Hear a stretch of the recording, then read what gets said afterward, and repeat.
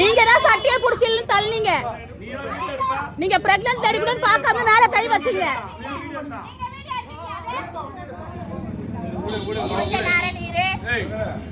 பயம் தமிழக அரசியலில் பயம் 2026 எப்படியெல்லாம் வேலை செய்யுதுன்றதை நேற்று நீங்கள் பார்த்துருப்பீங்க. நிறைய ஊடகங்களில் நிறைய சோஷியல் மீடியாலலாம் அந்த வீடியோஸ் எல்லாம் பயங்கர வைரலாக இருக்குது. அதாவது டிஎம்கேவை சார்ந்த நிறைய நிர்வாகிகள் துறைமுகம் தொகுதியில் பார்த்திங்கன்னா தமிழக வெற்றி கழகத்தை சேர்ந்த நிறைய பேரை தாக்கியிருக்காங்க. நிறைய பேர் ஹாஸ்பிட்டல் அட்மிட்டு. அதை கேட்கும்போது ரொம்ப வேதனையாக இருந்தது. நம்ம தலைவர் தளபதியும் அதுக்கு கண்டனம் தெரிவித்து ஒரு போஸ்ட் ஒன்று போட்டிருந்தார். ஸோ அதை பற்றி தான் நீங்கள் நம்ம பேச போகிறோம். நிறைய பேர் எனக்கு மெசேஜ் பண்ணிக்கிட்டு இருந்தீங்க, பிரதர் உண்மையாலே என்ன நடந்தது, உள்ளே என்ன நடந்தது, அந்த வீடியோவில் பார்த்தீங்கன்னா வாக்குவாதம் பார்த்தோம், அடிதடி பார்த்தோம். ஸோ நிஜமாலே என்ன நடந்தது, அங்கே போலீஸ்காரங்க வேறு நின்றுட்டு இருந்தாங்க, நம்ம நிர்வாகிகளும் போய் சந்திச்சுட்டு வந்துட்டாங்க, என்னதான் நடந்தது நிறைய பேர் கேட்டிருந்தீங்க. சில விஷயங்களை உங்களுக்கு முன்வைக்கணும், சில விஷயங்கள் இந்த பயத்தாலே இவங்க என்னென்ன பண்ணுறாங்கன்றத உங்களுக்கு தெரியப்படுத்தணும் தான் இந்த வீடியோ.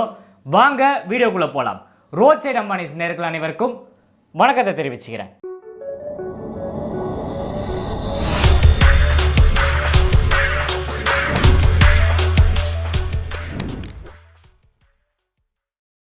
உண்மையாலே உச்சக்கட்ட கோவத்தில் இருக்கேன் நான். அதாவது பயம் பயம் பயம் அது ஒன்று மட்டும்தான் இப்போ திமுக கிட்ட இருக்கிற ஒரே ஆயுதம்.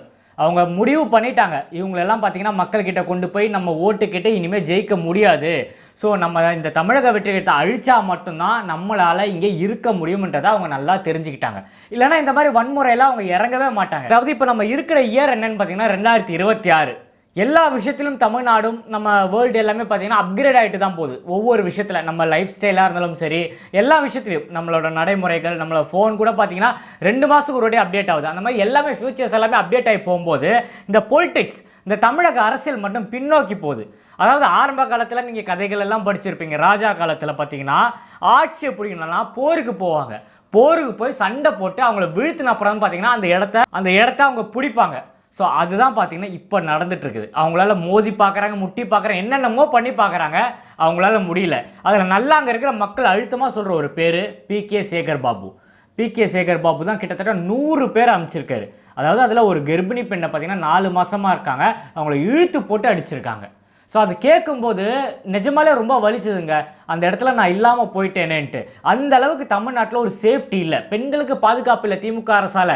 அது 100%. அதுக்கு இது ஒரு மிகப்பெரிய உதாரணம் கூட சொல்லலாம். அது மட்டும் இல்லாமல் 2 பேரை தாக்கியிருக்காங்க, நிறைய பேர் ஹாஸ்பிட்டல் அட்மிட் ஆகிருக்காங்க.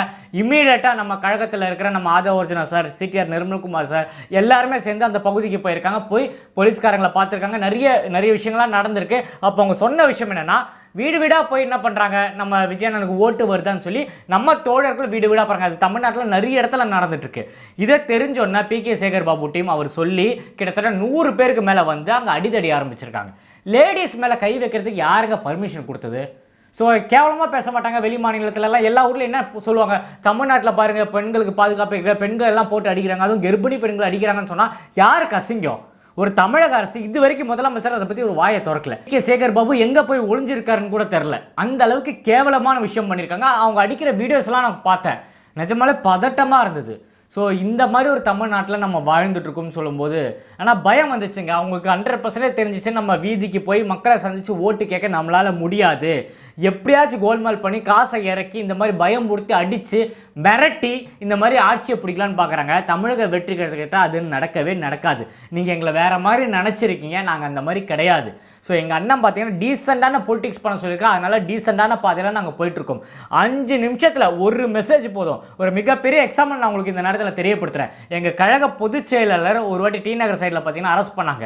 இதே மாதிரி அதுவும் இந்த இஷ்யூ தான் வந்தது. நம்ம நிறைய மகளிர் அணி பார்த்தீங்கன்னா இந்த பெண்கள் பாதுகாப்புக்காக நிறைய இடத்துல போய் லெட்டர் கொடுத்துருந்தாங்க. விஜயன் எழுதின லெட்ரு இமீடியட்டாக அவங்களை அரெஸ்ட் பண்ணி வச்சாங்க. அதனால எங்கள் நிர்வாகிகள் எல்லாருமே பார்த்தீங்கன்னா அந்த இடத்துக்கு போனாங்க. எங்கள் பொதுச் செயலாளர் அரெஸ்ட் பண்ண லேடிஸை பார்க்க போகும்போது எங்கள் பொதுச் செயலாளரும் அரெஸ்ட் பண்ணாங்க. கிட்டத்தட்ட எல்லா ஏரியாலேருந்தும் பார்த்தீங்கன்னா தமிழக வெற்றி கழகத்தோட நிர்வாகிகள் அந்த இடத்துக்கு திரண்டாங்க.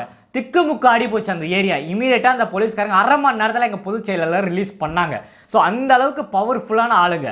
சின்ன மெசேஜ் போதும் துறைமுகம் தொகுதியில் எங்கள் நிர்வாகிகள் கூடுறதுக்கு. நீங்களாம் ஆட்களை கூட்டணும்னா காசை இறக்கணும், கோட்டர் கொடுக்கணும், பிரியாணி கொடுக்கணும், பூத்தில் உட்கார வைக்கிறதுக்கு கூட காசு கொடுத்தா தான் உங்கள் ஆளுங்க வருவாங்க. எனக்கு தெரியும். ஏன்னா நிறைய பேர் என்கிட்டே சொல்லியிருக்காங்க, தலைவா காசு கொடுக்குறாங்க நான் போய் உட்கார்றேன். ஏன்னா எங்கள் நிர்வாகிங்க எங்கள் அண்ணன் மேலே இருக்கிற பாசத்துக்காக போய் உட்காடுறாங்க. ஸோ இந்த வீடியோ பண்ணுறது நிஜமாலே எனக்கு வருத்தமாக தாங்க இருக்குது. நிஜமாலே வருத்தமாக இருக்குது. கடைசியில் இந்த மாதிரி கீழ்த்தரமாக இறங்கிட்டாங்களேன்ட்டு அடித்தடியில் இறங்கிட்டாங்க. அடித்து உதச்சி தான் உங்களால் ஆட்சி பிடிக்க முடியுமா? பர்மிஷன் கேட்டு தான் வரணுன்றாங்க.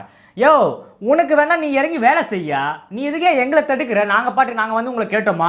ஏன் திமுக ஏன் இதெல்லாம் பண்ணுறீங்க நாங்கள் கேட்டோமா? நாங்கள் பாட்டு எங்கள் பாதியில் போகிறோம். நீங்கள் மக்களுக்கு செய்யாத வாக்குறுதியை தான் நாங்கள் கேட்குறோம். இதெல்லாம் வாக்குறுதி கொடுத்தீங்களே ஏன் பண்ணலை தான் கேட்குறோம். அதை விட்டு நாங்கள் என்ன வன்முறையில் இறங்கணும்?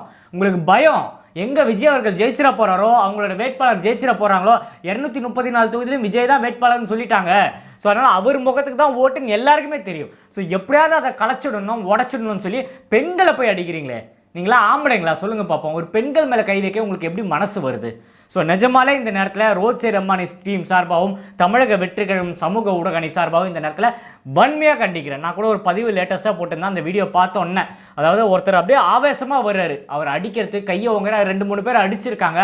அந்த பெண்கள் எனக்கு இமேஜினே பண்ண முடியல. 2 பேர் ஐசியூவில் வேறு இருக்காங்க. ஸோ இந்த மாதிரி தமிழ்நாட்டில் பல இடத்துல நடக்கு. நீங்கள் எங்கள் பேனருக்கு பண்ணீங்க, கொடிக்கு பண்ணீங்க, எதுக்கெல்லாம் பண்ணீங்க. கடைசியில் இந்த மாதிரி ஒரு கீழ்த்தரமை எலெக்ஷன் இன்னும் கிட்டத்தட்ட 70 நாள் தான் உங்கள் ஆள் முதலமைச்சர். அதுக்கப்புறம் ஒன்றும் நடக்காது. முடிஞ்சா உங்களால் திராணி இருந்தால், தில் இருந்தால் காசை இறக்காமல் எங்கள் அண்ணனை எதிர்த்து ஜெயிச்சு காட்டுங்க. இந்த மாதிரி வன்முறைக்கு வராமல் வீடு வீடாக போங்க. இருக்கீங்க வெள்ளை சட்டை போட்டு தானே சுற்றுறீங்க, வீடு வீடாக போங்க, ஓட்டு கேளுங்க. உங்கள் மக்களுக்கு உங்கள் மேலே நம்பிக்கை இருந்தால் ஓட்டு போட்டோம். வீடியோ பார்க்குற நம்ம சாதாரண மக்களுக்கும் நம்ம கழகத்தோழருக்கும் இந்த நேரத்தில் சொல்ல விரும்புறது ஒரே ஒரு விஷயம்தான். பார்த்துக்கோங்க, இந்த மாதிரி அராஜகம் உங்களுக்கு தேவையான்னு பார்த்துக்கோங்க. ஒரு பெரிய எக்ஸாம்பிள் உங்களுக்கு தெரியப்படுத்துகிறேன். நிறைய பேர் இதை ஃபேஸ் பண்ணியிருப்பீங்க. உங்கள் வீட்டில் ஏதாவது சாக்கடை அடைஞ்சிருந்தாலும், இல்லை உங்கள் வீடு ரெனோவேஷன் பண்ணுறதா இருந்தாலும், ஏதாவது வேலை நடக்கும்போது ஒரு கொஞ்சம் சிமெண்ட், கொஞ்சம் மண் உங்கள் ரோட்டு வெளியே போட்டு வைங்க. இம்மிடியேட்டாக லோக்கலில் இருக்கிற வட்ட செயலாளர், கவுன்சிலரு, அந்த திமுகவில் இருக்கிற யார் யார் முக்கியமான ஆளுங்களோ வந்து நின்றுவாங்க உங்கள் வீட்டு வசதியில். யாரை கேட்டு ரோட்டில் மண் போட்டிங்க? யாரை கேட்டு காவாவை நோண்டி ரோட்டில் போடுங்க? எங்கே ட்ரைனேஜ் அடைஞ்சால் ரோட்டில் காவாவை இழுத்து போடாமல் வேறு எங்கே போடுவாங்க? அதுக்கு கூட பார்த்தீங்கன்னா காசை கொடுக்கணும். ஆனால் ஓட்டு கேட்க வரும்போது, தலைவா இந்த வாட்டி ஓட்டு போட்டு தலைவா உங்களை நம்பி தான் இருக்கிறோம், நீங்கள் ஓட்டு போடுங்க, எங்கால ஜெயிக்க வச்சுருங்க, நீங்கள் கேட்குறது அனைத்தும் நாங்கள் பண்ணி கொடுக்குறோன்ட்டு என்ன கீழ்ச்சிங்க? இந்த 4 வருஷத்தில் என்ன கீழ்ச்சிங்க? இத்தனை பேரை ஏமாத்திட்டு இந்த வன்முறை ஜெயிச்ச அப்புறம் நான் தான் ரவுடி, வெள்ளை சட்டையை போட்டு ஓட்டு கேட்க வேண்டியது ஜெயிச்ச அப்புறம் நான் தான் ரவுடி. நான் யாரை கேட்டு மண்ணை கொட்டினேன்? யாரை கேட்டு 2 அடி வெளியே தள்ளி நிற்குது உங்கள் வீடு? அதான் திமுக காரங்கெல்லாம் ஜாலியாக இருக்கலாமா?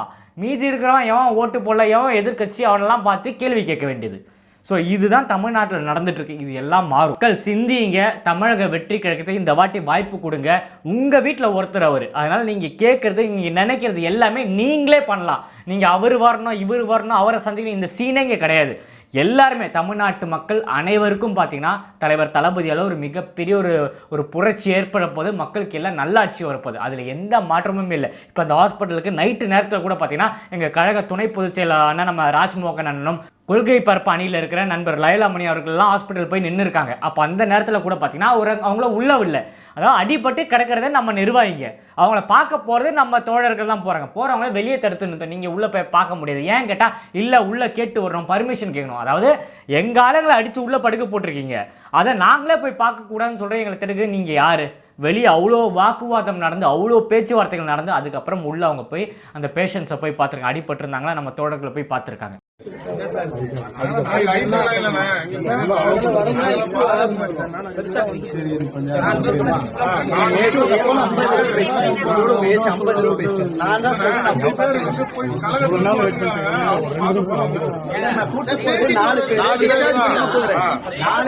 டிஸ்சார்ஜ் பண்ணி கூட்டு வருது. அவங்க கட்சி சார் வந்து பாக்க 10 நிமிஷம் நீங்க வேலை செய்றீங்க. பாதிக்கப்பட்டிருக்கிறது என் கட்சிக்காரன் 100 பேர் போய் அடிச்சிருக்காங்க. 300 வார்டுல இருக்கிறாங்க. அந்த அம்மா பிரெக்னென்ட் அம்மா. உங்க வீட்டுல அந்த எதுவும் நடக்கூடாது அப்படின்னா உங்க மனசு கொதிக்குமா? நான் ஒண்ணுல போய் பார்த்தா ஒரு ஆறுதல் கிடைக்கும். நான் போய் பேச ஒரு ஆறுதல் கிடைக்கும். அதுக்கு இவ்வளவு ஏசி லெவல்ல பாப்பேன். வருஷம் என்ன சொல்றாரு போய் ஒரு ஆறுதல் கூட சொல்றாரு. கேட்டு சொல்றீங்க, கேட்கவே இல்ல. யார்கிட்ட ஒருத்தர் கேட்டு சொல்றீங்க இல்லண்ணா ஒரு ஆள் உள்ள போயிடல அவரு தனியா போயிருக்காரு.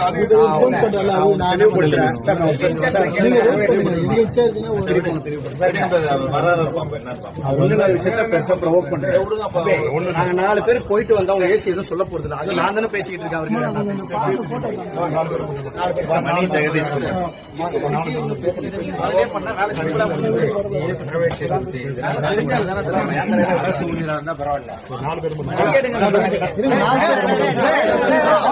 நிர்வாகி அவரை பற்றி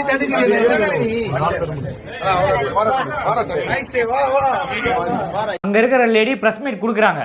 பேர் முதல் கொண்டு சொல்றாங்க. கவியரசன் ஒரு பேர் சொல்றாங்க, 2-3 பேர் மென்ஷன் பண்றாங்க. அங்க இருக்கிற வட்ட நிர்வாகின்னு சொல்றாங்க, யார் தூண்டிலன்னு கூட சொல்றாங்க, PK சேகர் பாபு பேர் சொல்றாங்க, வீட்டுக்கு வந்து மிரட்டுறேன்னு சொல்றாங்க. இது எல்லாமே ஓப்பனா அங்க சொல்றாங்க. நீங்க என்ன மிரட்டினாலும் என் உயிரே போனாலும் நான் டிவி கேக்கு தான் சப்போர்ட் பண்ணுவேன்ட்டு அந்த பெண்மணி அந்த நேரத்தில் அந்த மகளிர் அவ்வளோ ஆணித்தரமா அந்த இடத்துல பிரஸ் மீட்ல சொல்றாங்க. இதுக்கு மேல என்னங்க வேணும்? ஆதா ஒரு தில்லா ஒரு ஸ்டேட்மெண்ட் கொடுத்துட்டு போயிட்டாங்க. தில்லா இருந்தா ஏன் சட்டையை பிடிக்க சொல்லுங்கன்றாங்க. இதே தொகுதியில் இவங்க ரெடியாகி வெளியே வந்தோன்னா, இந்த ஹாஸ்பிட்டலில் தான் அவங்க ரெடியாகி வந்தோன்னா அந்த தோழர்களோட சேர்ந்து துறைமுகம் தொகுதியில் பிரச்சாரத்தில் ஈடுபடுவோம்னு சொல்லியிருக்காரு. ஸோ அவர் மட்டும் கிடையாதுங்க, கழக தோழர்கள் நாங்கள் எல்லாருமே பார்த்தீங்கன்னா துறைமுகம் தொகுதியில் குவிய போகிறோம். இந்த நேரத்தில் சொல்கிறேன், துறைமுகம் தொகுதியில் தமிழக வெற்றி கழகம் ஜெயிக்குது. எந்த அளவுக்கு திமுகவை அடியோடு அழிக்க முடியுமோ அந்த வேலைகள் நாங்கள் இனிமேல் செய்ய போகிறோம். இதை நீங்கள் பார்த்து வச்சுக்கோங்க சொல்லி இந்த வீடியோ முடிச்சுக்கிறேன். நீங்கள் இதை பற்றி என்ன நினைக்கிறீங்க? திமுக பண்ணுற இவ்வளோ அராஜகம், இந்த விஷயம்லாம் பார்க்கும்போது உங்களுக்கு என்ன தோணுதுன்றதை மறக்காமல் கமெண்ட்டில் ஷேர் பண்ணுங்கள். அந்த வீடியோ கூட நீங்கள் பாருங்கள், வீடியோ அட்டாச் பண்ணுறேன். இதுக்கு முன்னாடி கூட 2-3 வீடியோ கிளிப்பிங் போட்டிருப்பேன், நீங்கள் பார்த்துருப்பீங்க. உங்கள் மனசாட்சியை தொட்டு சொல்லுங்கள், இதுதான் ஆட்சியா, இதுதான் அதிகாரமா? தெரிஞ்சால் கமெண்ட்டில் உங்கள் கருத்துக்கள் எல்லாம் ஷேர் பண்ணுங்கள். பிடிச்சிருந்தா நம்ம சேனலை மறக்காமல் சப்ஸ்கிரைப் பண்ணுங்கள். உயிர் இருக்கிற வரைக்கும் தலைவர் தளபதியை பற்றியும் தமிழக வெற்றி கழகத்தை பற்றியும் பேசிக்கிட்டே இருப்பேன். இன்னும் நிறைய வீடியோவில் சந்திப்போங்க. ஸ்டார்டா டேக்கர் பாபாய், நான் உங்கள் AJ. நன்றி.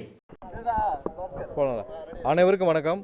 இன்று துறைமுக தொகுதியில் எங்களுடைய நிர்வாகிகள் வந்து ஒவ்வொரு இல்லத்துக்கும் சென்று எங்களுடைய தேர்தல் பணிக்காக ஒவ்வொரு இல்லத்துக்கும் போகிற வழியில் இன்று திட்டமிட்டு திரு சேகர்பாபு அவர்கள் சில ரவுடிகளை, திமுக ரவுடிகளை ஏறி எங்களுடைய நிர்வாகிகள் மீது கொலைவெறி தாக்குதல் நடத்தியிருக்காங்க. இதில் கடுமையாக கிட்டத்தட்ட 5 பேருக்கு மேலே 6 பேர் இன்றைக்கி கடுமையாக அதில் தாக்குதலுக்கு உள்ளாக்கப்பட்டு 2 பேர் ICUவில் இருக்காங்க. மீதி 4 பேர் இப்போ தான் மருத்துவமனையில் தீவிர சிகிச்சையில் எடுத்துகிட்டு இருக்காங்க. அதாவது சேகர்பாபு அவர்கள் இந்த தடவை ஒவ்வொரு நாளும் எங்களுடைய நிர்வாகிகளுக்கு, நூற்றுக்கணக்கான நிர்வாகிகளுக்கு இங்கே இருக்கிற ஒவ்வொருத்தருக்கும் வந்து எல்லா வழியிலையும் தொந்தரவு கொடுத்துட்டு வராரு. ஆனால் இன்றைக்கி என்ன பண்ணாருன்னா, திட்டமிட்டு ஒரு 100-120 ரவுடிகளை தயார் செய்து வச்சு எங்களுடைய நிர்வாகிகள் 5-6 பேர் அந்த சைடில் போகிறப்ப அவங்கள சுற்றி வளைச்சு அவங்கள வந்து கடுமையாக தாக்கியிருக்காங்க.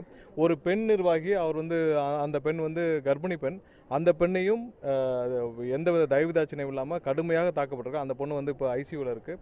இன்னொருத்தர் வந்து ஒரு ஆட்டோ டிரைவர், அவர் வந்து இன்றைக்கி சாதாரண பிரச்சாரத்துக்கு போயிருந்திருக்காரு. அப்போ அவரும் தாக்கப்பட்டு காலையிலேருந்து அவர் வந்து ரொம்ப தீவிரமாக ஒரு சிகிச்சை பெற்று வர்றார். காலையிலேருந்து வாந்தி, மயக்கம், ஃபிட்ஸு வந்து ரொம்ப ஒரு சிவியரான கண்டிஷனில் இருக்கிறாரு. இது இன்னும் தொடர்ந்து கொண்டே இருக்கிறது துறைமுக தொகுதியில். இதுதான் திமுகவுடைய யூஷுவல் மாடல். ஸோ இந்த மாடலை இங்கே ஆரம்பிச்சிருக்காங்க. ஏன்னா தேர்தல் பயத்தில், தோல்வி பயத்தில் சேகர்பாபு இந்த மாதிரி வேலையை செஞ்சுட்டு இருக்கிறாரு. ஒன்றை மட்டும் சொல்லிக்கிறோம், திமுகவிற்கும் சேகர்பாபுக்கும் இந்த மாதிரி அவர் எந்த வேலையை செஞ்சாலும் எங்களுடைய நிர்வாகிகளிருந்து எந்த தொய்வும் வராது. இதை தொடர்ந்து நாங்கள் எங்களுடைய வேகத்தை அதிகப்படுத்துவோம். இன்னும் வர்ற காலங்கள் இன்றைக்கி 100 பேர் வேலை பார்த்தாங்கன்னா நாளைக்கு 200 பேர் இதே தொகுதியில் வேலை பார்ப்பாங்க. இந்த தடவை சேகர்பாபு துறைமுக தொகுதியில் தோல்வி அடைவதை உறுதியாக சொல்லிக்கிறோம். கண்டிப்பாக சேகர்பாபு இந்த தொகுதியில் தோற்கும் வரை எங்களுடைய நிர்வாகிகள் எந்தவித தொய்வும் எல்லாம் வேலை பார்ப்பாங்க. அவங்கள மாதிரி இங்கே காசு வாங்கிட்டு ரவுடி எடுக்கிற கூட்டம் இல்லை. எங்களுடைய தலைவர் ஒரு வார்த்தை சொன்னால் போதும், இங்கே வந்து மக்களுக்காக சேவை செய்ய ஆயிரக்கணக்கானோர் காத்துட்டு இருக்காங்க. எந்த தயவுதாட்சியம் இல்லாமல் இன்னைக்கு இருந்து 100-200 பேரில் அதுக்கு அதிகமான ஆயிரக்கணக்கான நிர்வாகிகள் இந்த தொகுதியில் 24 மணி வேலை செய்வார்கள். சேகர்பாபு தோல்வி அடையும் வேலை செய்வார்கள். திமுக இது மாதிரியான ரவுடி அரசியலை கைவிட வேண்டும். இன்னொரு விஷயம் கூடுதலாக சொல்லிக்கிறோம், ஒவ்வொரு நிர்வாகி, அதாவது இந்த ஒரு வாரமாக நிறைய நிர்வாகிகள் வந்து இங்கே ஃபுல்லாக பிரச்சாரத்தில் செஞ்சுட்டு வராங்க. ஒவ்வொரு நிர்வாகியும் தனிப்பட்ட முறையில் கூப்பிட்டு சேகர்பாபு அவர்களே வந்து ஒவ்வொருத்தரையும் ஃபோனில் கூப்பிட்டு அவதூறாக பேசி திட்டி, நீ இனிமேல் பிரச்சாரத்துக்கு வந்தால் உன்னை தொலைச்சிடுவேன் இப்படிலாம் பேசியிருக்காரு. பல நிர்வாகிகளே பேசியிருக்காரு. ஒருத்தர் வந்து கிட்டத்தட்ட 3 நாட்களாக அவர் வந்து மிஸ்ஸிங். அந்த பையனை, சீமான் ஒரு பையன் வந்து 3 நாட்களாக மிஸ்ஸிங். அந்த பையனை காணோம். அந்த பையன் தான் 4 நாளுக்கு முன்னாடி வந்து பேட்டி கொடுத்தாப்படி.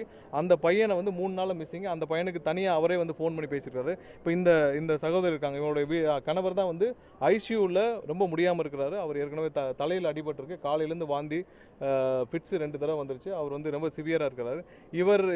இவங்க வந்து கம்ப்ளைண்ட் கொடுத்துருக்காங்க. எந்த கம்ப்ளைண்ட்டையும் இதுவரை காவல்துறை எடுக்கவில்லை. பல கம்ப்ளைண்ட் இந்த காலையிலேருந்து கொடுத்த இப்போ இவ்வளோ பேர் அடிபட்டிருக்காங்கல்ல, எந்த கம்ப்ளைண்ட்டையும் காவல்துறை எடுக்கவில்லை.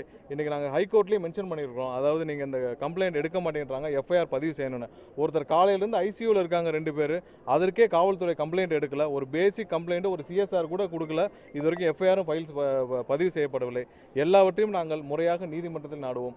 சேகர்பாபு போன்ற ரவுடிகள் அரசியலிருந்து அகற்றப்பட வேண்டும் என்பதுதான் எங்களுடைய ஒட்டுமொத்த தமிழக மக்களுடைய கருத்து. இத்தனை வருஷமா இந்த ரவுடி அரசியல், இந்த கஞ்சா வியாபாரி, இந்த மாதிரியான ரவுடித்தனம் பண்ணிட்டு இருந்தவங்க எல்லாருமே தமிழகத்தை கெடுத்து குட்டிச்சவராக்கியிருக்காங்க. அவர்கள் அனைவரும் தமிழகத்தை விட்டு அகல வேண்டும் என்றுதான் எங்களுடைய தலைவர் கட்சியை ஆரம்பித்து இந்த அரசியலை செஞ்சுட்டு இருக்கோம். கண்டிப்பாக இந்த தேர்தல் 2026 தேர்தல் அனைத்து ரவுடிகளும், அனைத்து திமுக ரவுடிகளும் ஒழிக்கப்பட வேண்டும் என்றுதான் எங்களுடைய அனைத்து தமிழக மக்களுடைய ஆர்வம். அது அனைத்தும் இந்த இடம் நிறைவேறும் என்பது